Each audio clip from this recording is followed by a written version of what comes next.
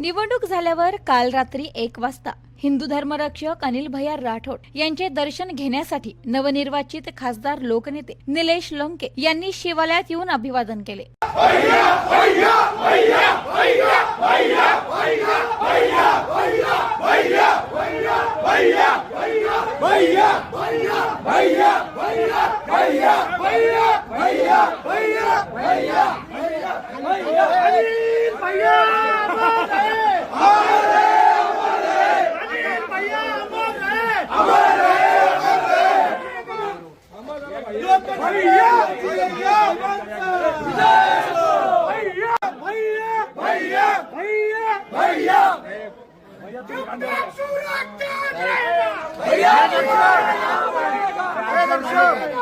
जब तक सूरज चांद रहेगा